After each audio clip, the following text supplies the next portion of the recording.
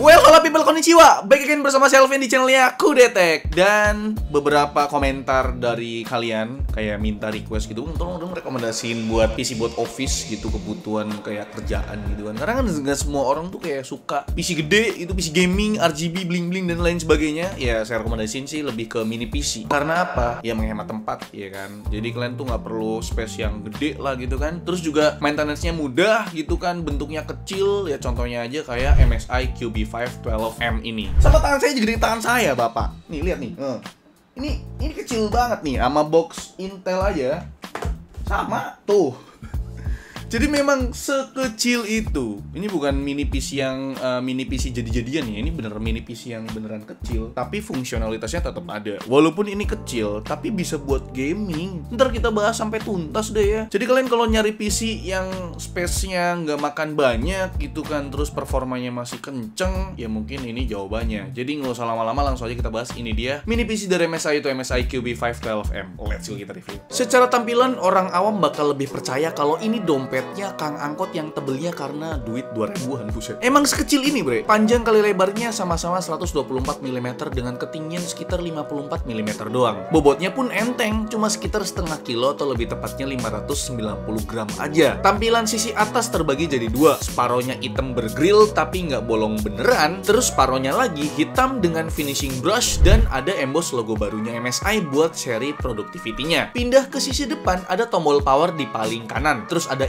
LED indikator, ada port Thunderbolt 4 di sebelahnya, terus ada dua buah port USB 3.2 Gen 2, dan paling kiri ada port jack combo audio. Geser ke sisi kanan, ada finishing grill lagi yang masih gak bolong beneran. Begitupun di sisi sebelah kiri pun finishingnya sama, Pak. Terus ke sisi belakang baru deh grill di bagian atasnya ini bolong beneran sebagai lubang sirkulasi. Terus I/O panelnya di sini cukup padat ya. Mulai dari kanan ada port power adapter, terus ada dua buah port USB 3.2 Gen 2, sebelahnya ada dua buah port RJ45, satunya berkecepatan 1 GB dan satunya lagi udah 2.5 GB. Di ujung kiri jadi tempat port buat displaynya. Ada port HDMI 2.0 dan display port 1.4. Turun ke sisi bawahnya ada 4 titik perbautan yang dilindungi rubber buat jaga grip si QB5 ini kalau mau diletakin di atas permukaan yang datar. Selain itu kalian bisa letakin QB5 ini di belakang monitor yang ada support VESA mount-nya. Adapun bracket VESA mount di QB5 ini support VESA mount yang 75 mm dan juga yang 100 mm, Pak. Fleksibel sekali ya. Nah, ini yang paling penting mengenai spesifikasinya. Dari prosesornya tentu aja udah pakai Intel 12 generation. Unit test kita ini pakai yang Intel Core i7 1255U yang bisa diajak ngebut tapi bisa juga diajak irit karena udah pakai arsitektur hybrid dengan 2 performance core dan 8 efficiency core, dan jumlahnya jadi 10 core 12 thread dengan boost clock up to 4,7 GHz. Base TDP-nya juga cukup rendah, mulai dari 15 watt dengan max boost TDP sampai 55 watt. Memori atau RAM-nya di sini pakai RAM SODIMM DDR4 berkapasitas 2x8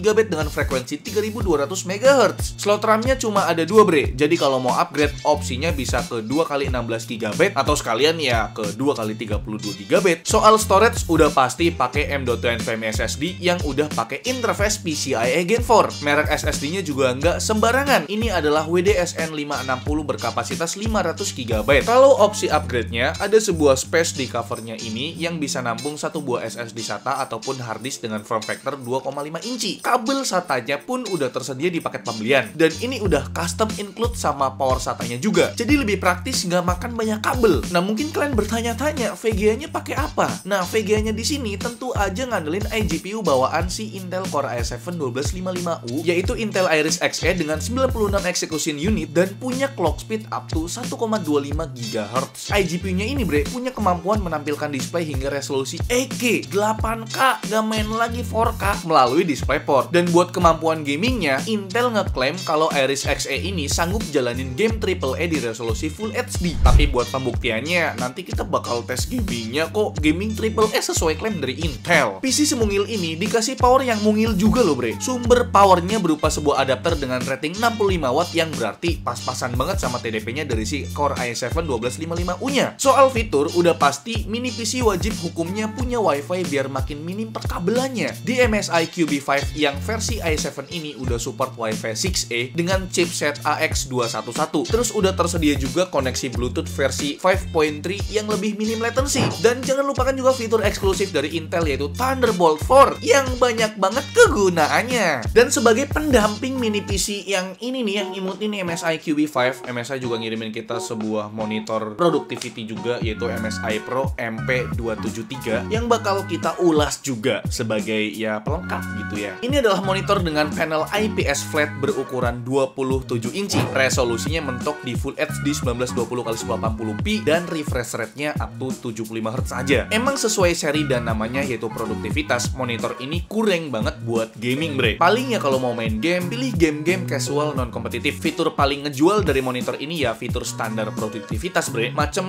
anti flicker dan low blue light. Monitor ini punya built-in speaker yang sayangnya cuma punya power 2x2 watt doang. Untungnya sih udah stereo ya, jadi suaranya ya masih so-so lah.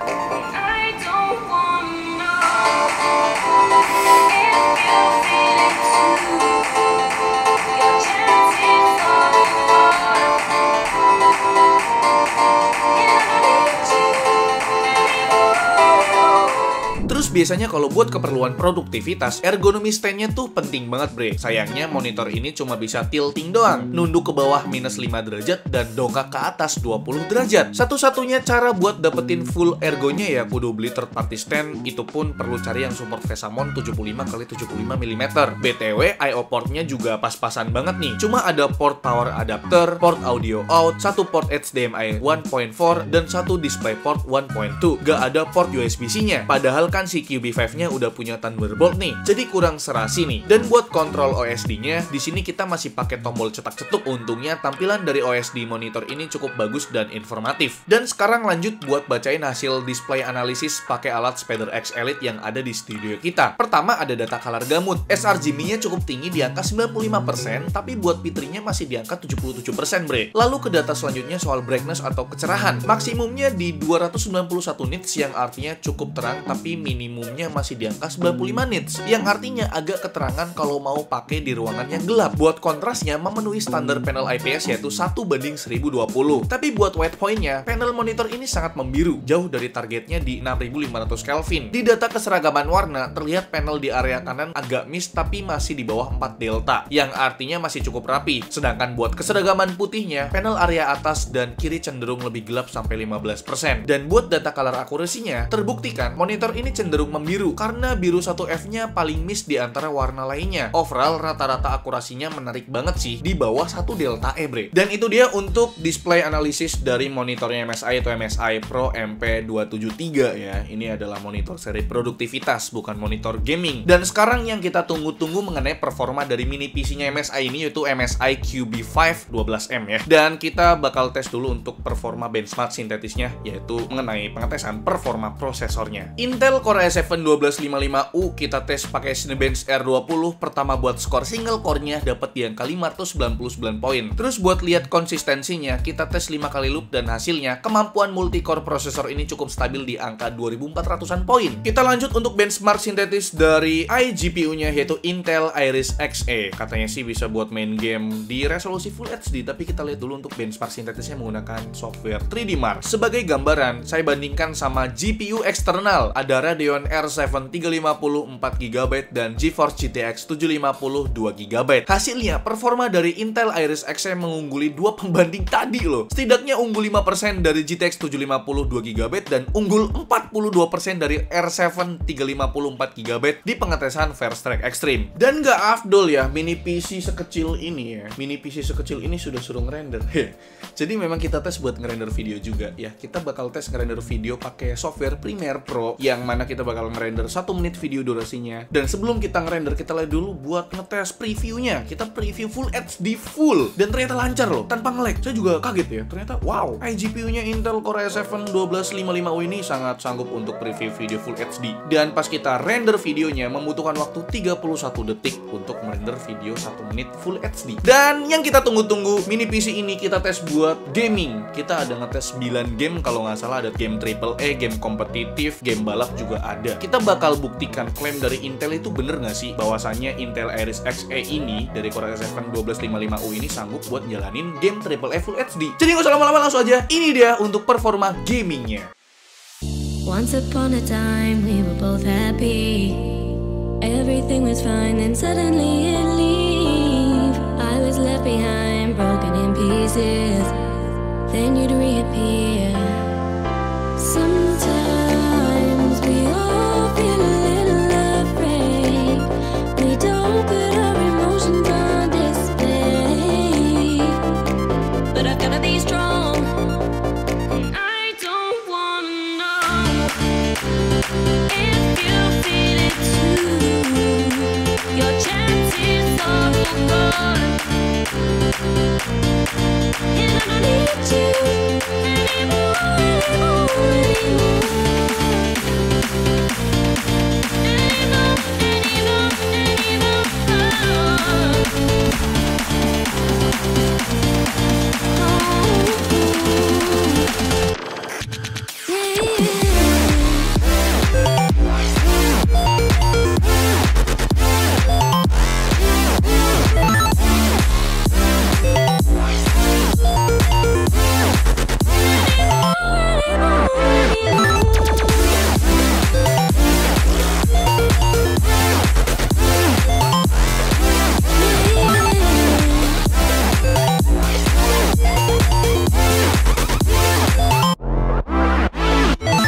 Try to toe the line, make you wanna stay.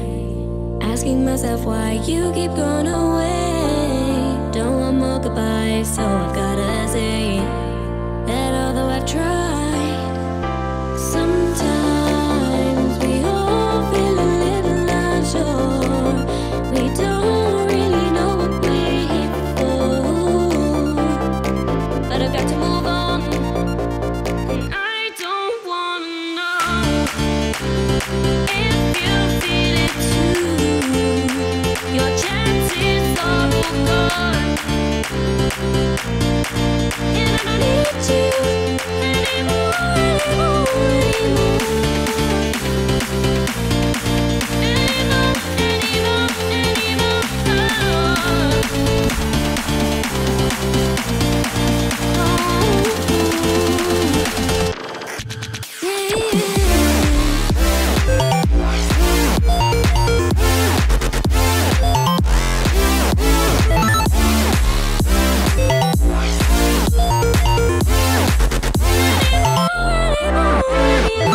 Overall, dari 9 game yang kita tes, semuanya masih cukup playable, bre. Bahkan buat game triple S sekalipun. Artinya, mini PC ini bisa sesekali buat dipakai ngisi waktu senggang kalian pas lagi kerja pakai MSI QB5 ini. Game pertama ada Shadow of the Tomb Raider di resolusi 720p dengan preset rata kiri, masih bisa dapat rata-rata 30-an FPS lah. Terus game Far Cry 6 masih sama ya, set rata kiri dapat 34-an FPS. Dan game favorit saya yaitu Apex Legends cuma mentok di 36 FPS dengan preset rata kiri. Tapi masih enjoy juga nih main game Apex Legends karena nggak semuanya tuh 30-an FPS ya, bisa sampai 40 sampai 50 juga bisa. Di game GTA 5 baru deh agak enakan mainnya karena kita tesnya di resolusi Full HD dan masih dapat rata-rata 45-an FPS. Terus ini ada game para wibu yang masih enjoy dimainin di resolusi Full HD, dan buat game balap kekinian agak pas-pasan sih, cuma bisa nyaman dimainin di resolusi 720p. Lanjut ke game kompetitif ada Dota 2 yang hampir menyentuh 60-an FPS dengan game screen render 80%. Barulah di game CSGO dan Valorant udah sangat enjoy dimainin dapat 80-an FPS lebih. Cocok nih dimainin bareng monitor MSI Pro MP273 tadi. Dan terakhir kita ngomongin soal suhu dan penggunaan dayanya. Pertama buat suhunya ini penting banget ya, karena mungkin kalian mempertimbangkan apakah mini PC punya suhu yang panas karena ruangnya yang sempit. Di kondisi idle dari Core i7 1255U itu cuma 47 derajat ya. Dan dalam kondisi suhu maksimumnya kita tes buat software Cinebench R23 selama 10 menit ya, itu sekitar 71 derajat Celcius. Tapi kalau misalkan kalian gaming pakai MSI Cube 5 ini, itu sekitar 60-an derajat sehingga sampai 70-an lah. Jadi menurut saya untuk suhunya ini sangat aman, walaupun ya ini bentuknya kecil banget ya. Dan untuk penggunaan dayanya gimana? Pas kondisi idle itu cuma butuh daya 11 watt, dan buat nonton YouTube cuma 13 watt. Dan buat main game GTA 5 di resolusi Full HD settingan rata kiri ya, itu membutuhkan daya sekitar 31 watt di mini PC MSI QB5 ini. Dan pas kondisi full load-nya, ini kita tes butuh daya sekitar 33 watt Pak. Dan memang klaim dari Intel mengenai prosesornya Core i7 1255U itu ya maksimum TDP-nya itu sekitar 55 watt, tapi kita tes sih nggak sampai segitu gitu loh. Cuma sekitar 30 wattan gitulah. Dan itu sangat hemat sekali Pak. Ya, dan oke, sekarang kita masuk ke kesimpulan mengenai mini PC dari MSI ini, yaitu MSI QB5 12M ini. Dari segi performa sih, menurut saya untuk kebutuhan produktivitas kayak editing video ringan ataupun buat gaming ringan ini masih sangat oke ya. Apalagi kita tes buat 9 game tadi masih playable, walaupun memang di game AAA itu masih banyak yang pakai resolusi 720p ya. Klaim dari Intel mungkin ada benernya juga, tapi game AAA tahun 2015-an mungkin ya buat game GTA 5. Tapi kalau buat game-game sekarang AAA kayak Far Cry 6, Shadow of the Tomb Raider, terus ada lagi Genshin Impact ya. Genshin Impact sih lancar sih Full HD ya, tapi Genshin Impact kan bukan game AAA. Jadi masih aman enjoy lah. Apalagi kalau kalian main game kompetitif kayak FPS, misalkan Valorant atau CSGO, itu masih aman enjoy banget sih sebenarnya. Dan yang terakhir kita ngomongin soal harga dan garansi ya. Jadi dari pihak MSI-nya sendiri belum masih tahu untuk harga di Indo karena ini produk baru ya. Maksudnya ini generasi terbarunya yang menggunakan prosesor generasi ke-12-nya dari Intel ya. Mungkin harganya menyusul di deskripsi aja ya Pak ya untuk varian yang Core i7 1255 ini. Dan untuk garansinya dari pihak MSI Indonesia sendiri bilang garansinya 3 tahun untuk mini PC MSI QB5 12M ini. Jadi menurut kalian gimana? Coba kita diskusi di kolom komentar mengenai performa dan dari segi produktivitasnya gitu loh. Like video ini kalau kalian suka, dislike kalau saya jelek, dan jangan lupa untuk tekan tombol subscribe yang warna merah kalau misalkan kalian belum subscribe channel ini. Saya Alfian, selalu host di channel mengucapkan terima kasih, sampai jumpa di video selanjutnya. Bye bye.